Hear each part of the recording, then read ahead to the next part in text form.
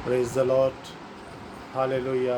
प्रभु यीशु मसीह के मधुर और मीठे नाम में आप सभी लोगों को जय मसीह की। मेरे प्रिय भाई और बहनों, मैं प्रभु यीशु मसीह में आपको सलाम कहता हूँ और परमेश्वर का धन्यवाद देता हूँ कि उसने ये सुंदर वक्त दिखाया, जबकि हम देख सकते हैं कि पूरी दुनिया में हाहाकार मचा हुआ है, पूरी दुनिया में लोग तबाही मची हुई है, पूरी दुनिया में लोग इस महामारी से परेशान हैं। लेकिन मैं खुदावन का धन्यवाद देता हूँ कि उसने हमें अब तक सही सलामत रखा है, जीवित रखा है। उस परमेश्वर का धन्यवाद देता हूँ क्योंकि उसके कलाम में लिखा हुआ है कि हम मर नहीं गए, हम मिट नहीं गए, ये उसकी महाकरुणा है। और वाकई में ये उसकी करुणा है कि उसने हमें जिंदों की ज़मीन पर अब तक सही सलामत रखा हुआ है।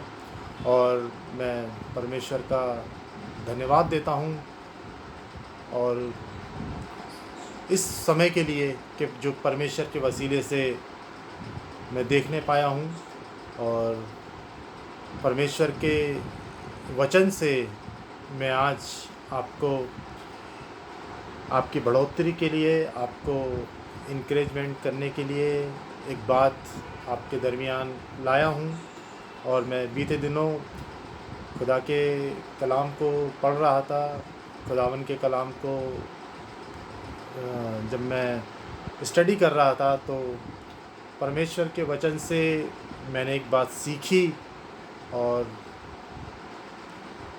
मैं वो बात आपके दरमियान रखना चाहता हूँ, क्योंकि खुदावन के कलाम में लिखा हुआ है कि तुमने सेत मेत में पाया है, तुम सेत मेत में बाँटो। और उस आयत से मेरे को बहुत आशीष मिली, मेरे को बहुत बरकत मिली और वो बात आपको मैं बताना चाहता हूँ। खुदावन के कलाम में लिखा हुआ है, सुलेमान की पुस्तक है, नीति वचन की पुस्तक, जो कि सुलेमान के द्वारा लिखी गई है।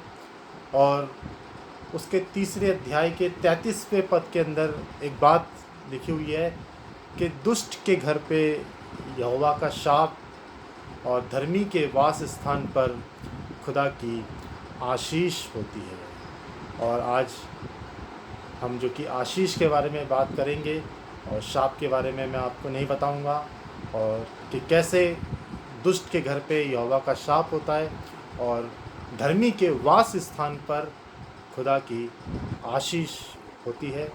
यानी कि हम लोग हर कोई इस दुनिया में, चाहे वो अमीर हो, चाहे वो गरीब हो, चाहे वो किसी भी जाति का हो, चाहे वो किसी भी धर्म का हो, चाहे वो अनपढ़ हो, चाहे वो पढ़ा लिखा हो, कोई भी जाति का हो, हर व्यक्ति को, हर शख्स को, हर भाई को, हर बहन को जो कि खुदा की आशीष चाहिए।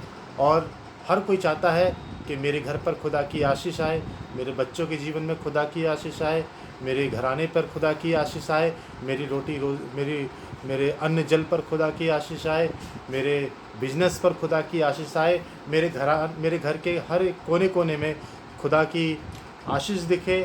तो उसके लिए हमें और आपको जो कि परमेश्वर की उपस्थिति में रहना पड़ेगा और खुदा हमें आशीषों से भरेगा, क्योंकि लिखा है कि दुष्ट के घर पे यहोवा का शाप और धर्मी के वास स्थान पर खुदा की आशीष होती है।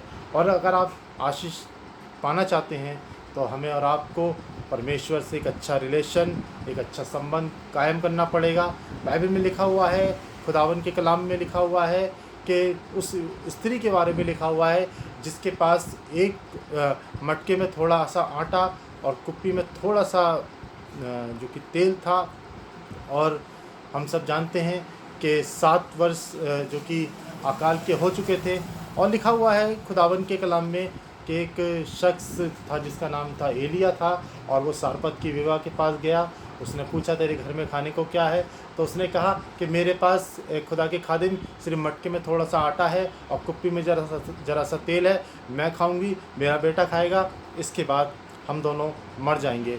और उनको कोई उम्मीद नहीं थी, उनको कहीं से किसी से आशा नहीं थी, सिर्फ उनको पता था कि आज हम दोनों मर जाएंगे, क्योंकि आखिरी रोटी थी।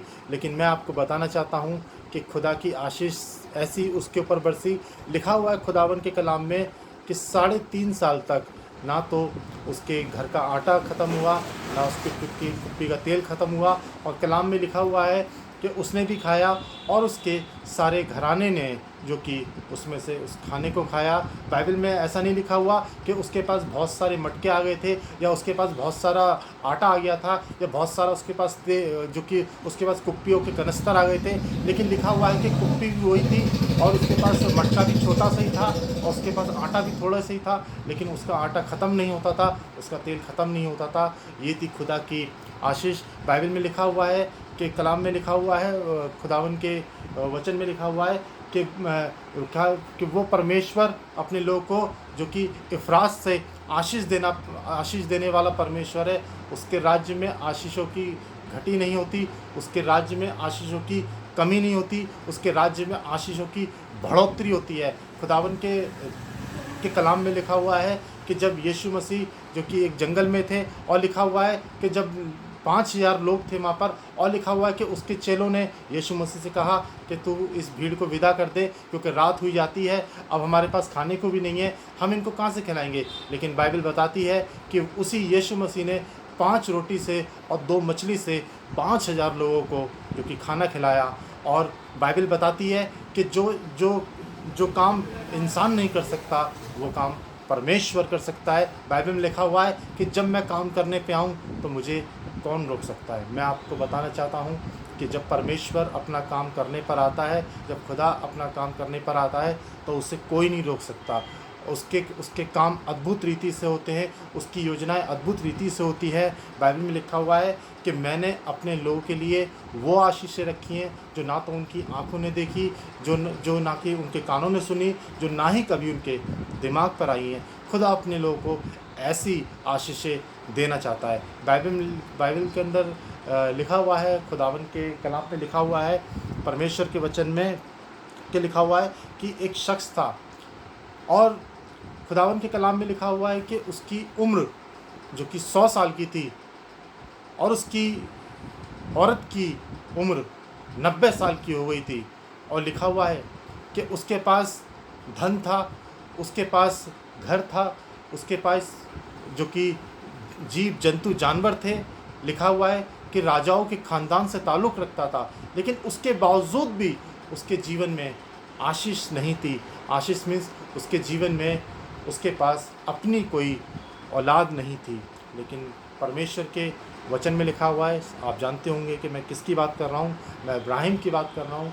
और खुदावन के कलाम में लिखा हुआ है कि जब इब्राहिम की उम्र जिस वक्त 75 साल की थी, खुदा ने उसको आवाज़ लगाई। खुदा ने उससे कहा कि आ इब्राहिम, तू अपने बाप के घर को, तू अपनी निज भूमि को तू छोड़ दे और उस देश में चले जा जो मैं तुझे दिखाऊंगा। खुदावन के लोगों, बहुत मुश्किल है कि इतनी उम्र के अंदर आके अपना घर छोड़ना, अपने बच्चों को छोड़ना, अपना इतना सारा रिलेशनशिप उसको ख़त्म करके, और एक ऐसे देश में जो खुदा ने अभी दिखाया नहीं है, और कह रहा है कि मैं तुझे दिखाऊंगा। शायद हम और आप होते तो हम पहले बोलते खुदा से कि खुदा पहले देश दिखाओ, जगह दिखाओ, किस जगह पर आप ले जाना चाह रहे हो, वो जगह मुझे पसंद आएगी तो मैं वहाँ रहूँगा, नहीं पसंद आएगी तो नहीं रहूँगा। लेकिन बाइबल बताती है कि इब्राहिम ने ऐसा कुछ खुदा से वार्तालाप नहीं किया, ऐसा कोई सवाल जवाब नहीं किया। लेकिन लिखा हुआ है खुदावन के कलाम में कि वो खुदा की आवाज़ को सुनकर अपने घर से निकल गया। और लिखा है कि जब उसने खुदा के संग बड़ी वफ़ादारी के संग जब वो चलता रहा, और लिखा हुआ है कि ना उसने आंधी देखा, ना उसने तूफ़ान देखा, ना उसने अमीरी देखी, ना उसने गरीबी देखी, लेकिन सिर्फ़ वो अपने खुदावन के वायदे के मुताबिक वो चलता रहा। क्योंकि खुदा ने कहा था कि मैं तुझे आसमान के सितारों की मानिंद तुझे आशीष दूंगा, और जो कोई बालू के किनकों को गिनने पाएगा वो तेरी संतान को भी गिनने पाएगा। मेरे खुदावन के लोगों, मैं आपको बताना चाहता हूँ कि जब खुदा बाप ने उससे बात करी और उसको ये बातें बताईं, उस वक्त उस पर एक भी औलाद नहीं थी, एक भी औलाद नहीं थी उसके पास। लेकिन परमेश्वर से उसने ये नहीं कहा, खुदावन अभी तो मेरे पास एक भी नहीं है और तू मुझे लाखों हजारों संतानें गिना रहा है। लेकिन बाइबल बताती है कि उसने सिर्फ परमेश्वर के वचन पर विश्वास किया, और लिखा है कि वो चलता रहा, और लिखा है कि जब उसकी उम्र 100 साल की हो गई तो खुदा ने 100 साल के अंदर उसको आशीष के रूप में उसको एक बेटा दिया। हालेलुया। और एक ही नहीं, लेकिन बाइबल बताती है कि इब्राहिम विश्वासियों का एक मूल पिता ठहरा। आज हम जितने भी विश्वासी हैं, विश्वासियों का मूल पिता इब्राहिम है। और जो खुदा ने उससे वायदा किया था कि मैं तेरी संतान को आकाश के सितारों के मानंद बनाऊंगा, आज उसकी संतान को, आज उसको इतनी संतान दी है कि आज विश्वासियों को गिनती अनगिनत है। इस दुनिया के अंदर क्रिश्चियन कम्युनिटी की गिनती अनगिनत है, और हर जगह विश्वासी मसीह भाई जो कि लोग पाए जाते हैं। ये क्या है? ये खुदा की ब्लेसिंग है, जो उसने इब्राहिम से वाचा बांधी थी, जो उसने इब्राहिम से वायदा किया था, उसने वो आशीष के रूप में उस बात को पूरा किया। मेरे अजीज़ों, मैं आपको बताना चाहता हूँ कि परमेश्वर हमें और आपको आशीष देने वाला परमेश्वर, वो आशीष देने वाला पिता है। उसके कलाम में लिखा हुआ है कि दुष्ट के घर पे यहोवा का शाप, और धर्मी के जन पे, धर्मी के वास स्थान पर खुदा की आशीष होगी। आशीष तो हर कोई खुदा से पाना चाहता है, ब्लेसिंग तो हर कोई खुदा से रिसीव करना चाहता है, लेकिन उसके लिए हमें एक काम करना पड़ेगा। लिखा हुआ है कि धर्मी के वास स्थान पर खुदा की आशीष। तो इसका मतलब हमें और आपको धर्मी बनना पड़ेगा। Hallelujah, praise the Lord. हमें और आपको धर्मी बनना पड़ेगा। और धर्मी हम कैसे बन सकते हैं? गले के अंदर सलीब डाल के हम धर्मी नहीं बन सकते, या अपने घर के अंदर कैलेंडर टांग लिया, यीशु मसीह की तस्वीर टांग ली, या हाथ में लिखा लिया पीटर थॉमस, या हमने बड़े चर्च की मेंबरशिप ले ली तो हम धर्मी हो गए। नहीं, हम धर्मी ऐसे नहीं हो सकते। हम कैसे धर्मी हो सकते हैं? जब तक कि हमारा रिलेशन, एक सही संबंध, जब तक हमारा परमेश्वर के संग नहीं, जब तक हमारा एक अच्छा रिश्ता खुदा के संग नहीं होगा, तब तक हम धर्मी नहीं बन सकते। हमें और आपको खुदा से एक अच्छा रिलेशन बनाना है, एक अच्छा रिश्ता कायम करना है खुदा से, तभी हम एक धर्मी व्यक्ति बन सकते हैं। केवल संडे चर्च जाने से धर्मी नहीं ठहरेंगे, या 40 रोजे रखने से हम धर्मी नहीं ठहरेंगे, या ज़्यादा दशमांश देने से हम धर्मी नहीं ठहरेंगे, रेगुलर चर्च जाने से भी धर्मी नहीं ठहरेंगे। तो हम धर्मी ठहरेंगे कैसे? हम धर्मी ठहरेंगे एक खुदा से सही संबंध बना के। बाइबल में लिखा हुआ है कि मूसा का खुदा से एक अच्छा रिश्ता कायम हुआ, और लिखा हुआ है खुदावन के कलाम में, निर्गमन की पुस्तक में लिखा हुआ है कि मूसा सीने पर्वत पर खुदा के संग 40 दिन और 40 रात वो खुदा के संग उसने संगति करी।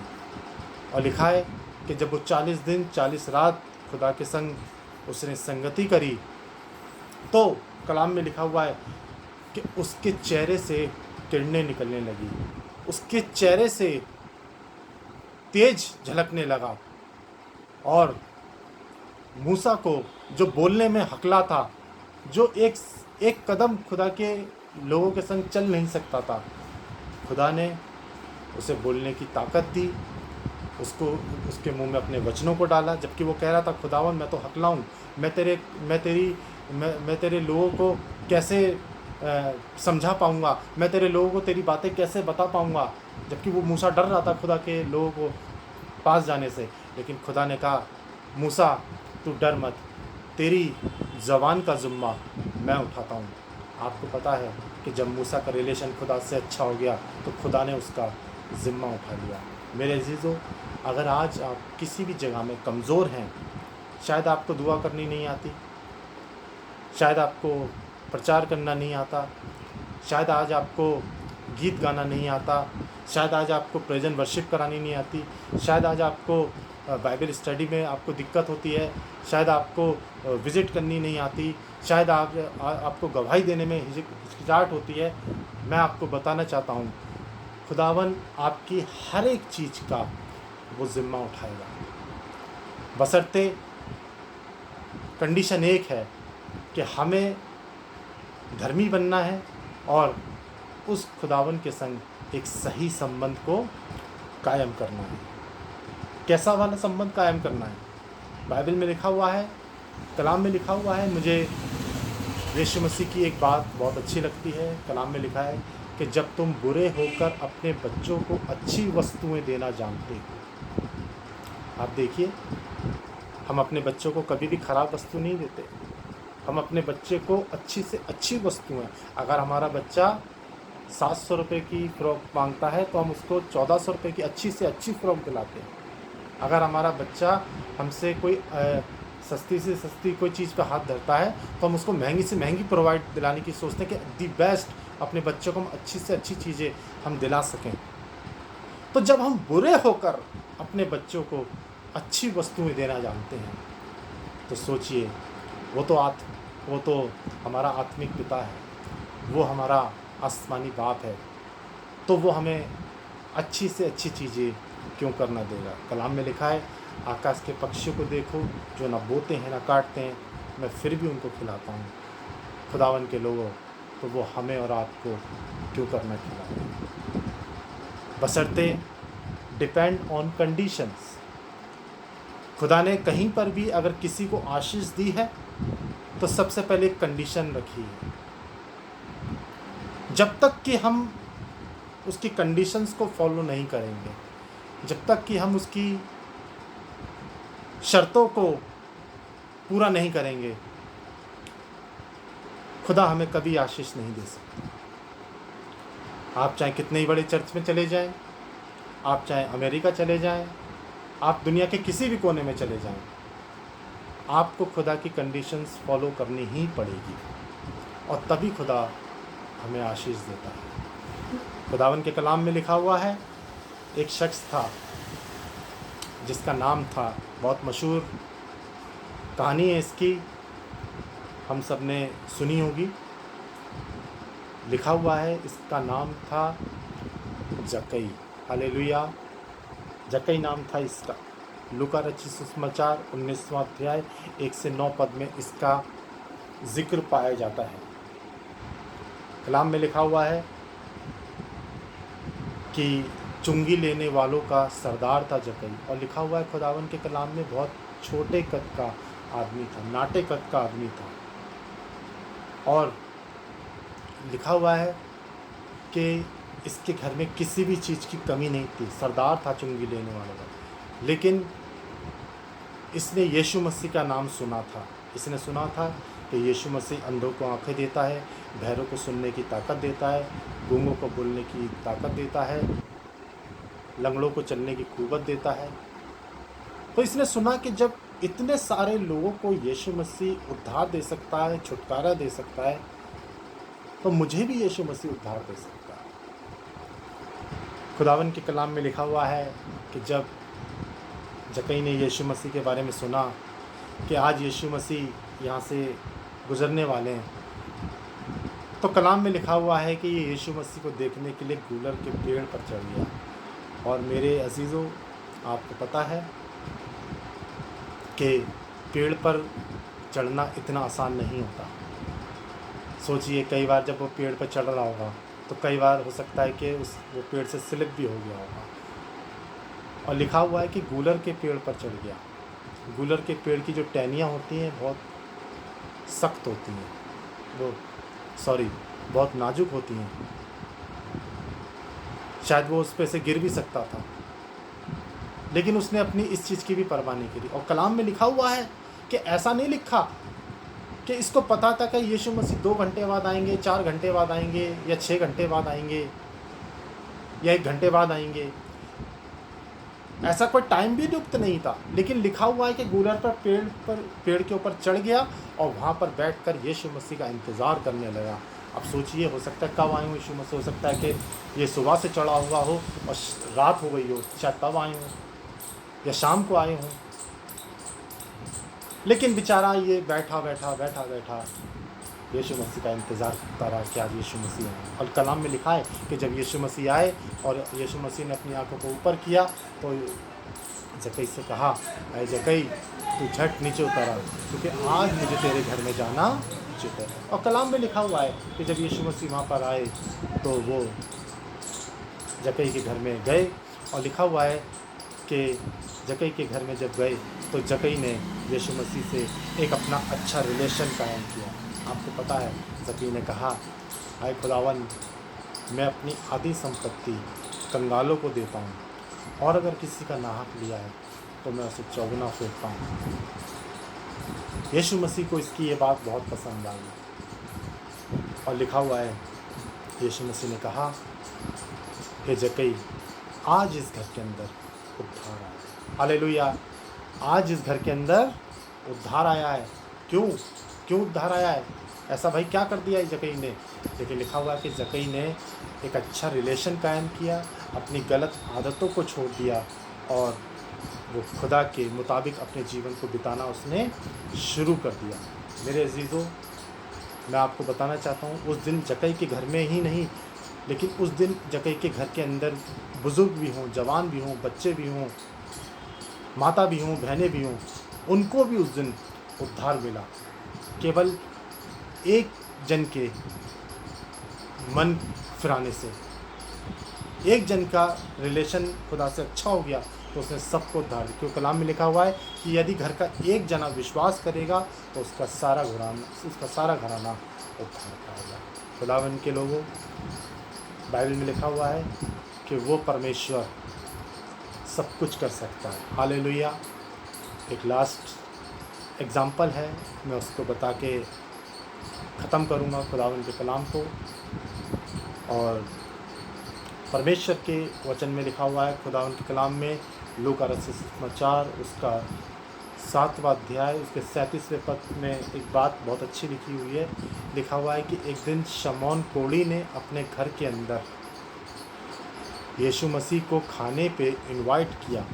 और कलाम में लिखा हुआ है कि जब यीशु मसीह शमौन कोढ़ी के यहाँ पर खाने के लिए गए तो लिखा हुआ है कि उस नगर में एक पापिन स्त्री रहती थी, और जबकि पहले के टाइम में, ओल्ड टाइम के अंदर जो वैश्याएँ होती थी, जो पापिन स्त्रियाँ होती थी, कोढ़ी लेने वाले होते थे, चुंगी लेने वाले होते थे, उनको शहर के भारी रखा जाता था। लेकिन सोचिए कि जब वो यीशु मसीह के घर में खाना खाने के लिए आए, यीशु मसीह शमौन के यहाँ पर, तो वो पापिन स्त्री भी वहाँ पर आई। और कलाम में लिखा हुआ है, देखिए कहाँ पर उसके घर में यीशु मसीह के वो पापिन स्त्री आई, और लिखा है कि यीशु मसीह के कदमों के पास बैठ गई। और लिखा हुआ है खुदावन के कलाम में कि उस स्त्री ने यीशु मसीह के पैरों को आंसुओं से धोया, और उसके पैरों को आंसुओं से पोंछा। और यीशु मसीह ने उसका इस विश्वास को देख के, उसके इस ईमान को देखकर यीशु मसीह ने कहा कि हे स्त्री, जा, तेरे सारे गुनाह माफ़ हुए। और जहाँ जहाँ मेरे नाम का प्रचार होगा, इस औरत का भी जिक्र किया जाएगा। कहाँ लोग उसको देखकर दरवाज़ा बंद कर लिया करते थे, कहाँ लोग उस औरतें अपनी आदमी को उसकी संगति में जाने से मना करती थी, कहाँ लोग उससे दूरी इख्तियार करते थे, लोग उससे रास्ता काट कर निकल जाते थे।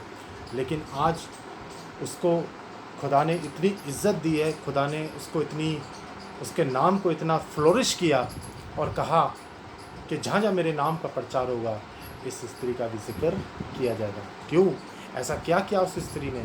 ऐसा क्या खूबी थी उसके अंदर जो यीशु मसीह ने उसको नाम को इतना सराहाया गया, उसके नाम को इतनी इज़्ज़त मिली। और आज आप देखिए, जहाँ जहाँ पर भी यीशु मसीह के नाम के कलाम की मदानी की जाती है, जहाँ जहाँ पर भी यीशु मसीह के नाम का प्रचार किया जाता है, उस औरत का भी जिक्र आता है। हालेलुया। क्योंकि इसका रिलेशन खुदा से बहुत अच्छा हो गया था। हालेलुया। इसने अपने मन को फिरा लिया था, इसने तौबा कर ली थी। और यीशु मसीह ने भी इस धरती पे थे, जब यीशु मसीह इस धरती पर थे, उन्होंने सबसे पहला प्रचार ये नहीं किया था कि तुम बहुत सारा दशमांश मेरे घर में ले आओ, या तुम मेरे लिए बड़ी बड़ी चर्च बिल्डिंग बनाओ, या तुम मेरे लिए बड़े बड़े गीत गाओ, या तुम मेरे लिए बड़ा बड़ा सुसमाचार दो। यीशु मसीह जब इस धरती पर आए थे, उनकी फर्स्ट प्रीचिंग, उनका पहला मैसेज सिर्फ यही था कि मन फिराओ, क्योंकि खुदावन की बादशाहत नज़दीक है। हालेलुया। इस औरत के अंदर सिर्फ एक ही खूबी थी कि इसने अपने मन को, अपने दिल को, अपने दिमाग को, अपने विचार को, अपने ख्याल को खुदा को सौंप दिया था। हमें और आज आपको भी यही करना है, क्योंकि कलाम में लिखा है, दुष्ट के घर पर यहोवा का शाप और धर्मी के वास स्थान पर खुदा की आशीष। आशीष कैसे मिलेगी? ढेर सारा पैसा देके नहीं मिलेगी, लंबी लंबी दुआएं करने से नहीं मिलेगी, रेगुलर चर्च जाने से भी नहीं मिलेगी।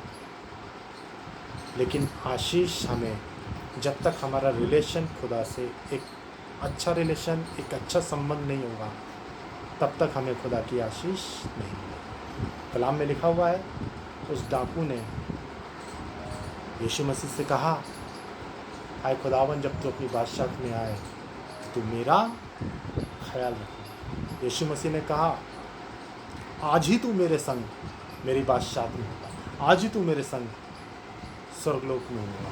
ऐसा नहीं लिखा कि ठीक है मैं देखूंगा, बताऊंगा, अपने बाप से पूछूंगा कि तू इस लायक है या नहीं है, लेकिन उसने कहा कि आज ही तू मेरे संग तू स्वर्ग में। क्यों? क्योंकि स्वर्ग का और पृथ्वी का सारा अधिकार यीशु मसीह के हाथ में। हालेलुया।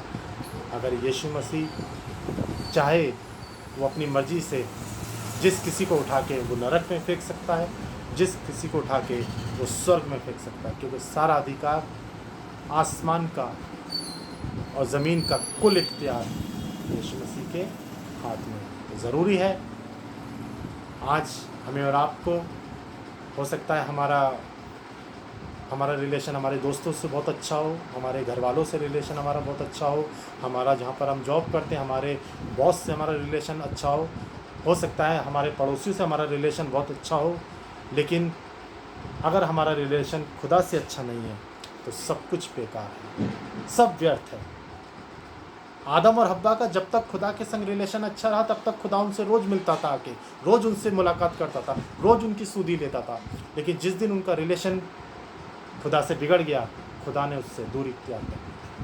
कई बार हमसे और आपसे खुदावन दूरी इख्तियार क्यों कर लेता है? हमारे परिवार से खुदावन दूरी इख्तियार क्यों कर लेता है? हमारे जीवन से दूरी इख्तियार कर लेता है। हमारी दुआएं कई बार नहीं सुनी जाती, हमारी प्रार्थनाएं कई बार नहीं सुनी जाती, क्योंकि कई बार हमारे और खुदा के बीच में क्या हो जाती है? दूरी हो जाती है। वो इसलिए क्योंकि कई बार हमारा रिलेशन खराब हो जाता है। मूसा की तरह अपना रिलेशन बनाइए, दानियल की तरह अपना रिलेशन बनाइए, ज़कई की तरह अपना रिलेशन बनाइए, शद्रक मिशक अबेदनगो की तरह अपना रिलेशन बनाइए, हन्ना की तरह अपना रिलेशन बनाइए, शैमुएल की तरह अपना रिलेशन बनाइए, जो कहे कि बोल, खुदा फरमा तेरा बंदा सुनता है। जब आप खुदा की सुनना शुरू कर देंगे, जब आप खुदा का कहना मानना शुरू कर देंगे, उसी दिन आपका रिलेशन खुदा से अच्छा हो जाएगा। God bless you. खुदा आपको आशीष दे। Praise the lord. जय मसीह।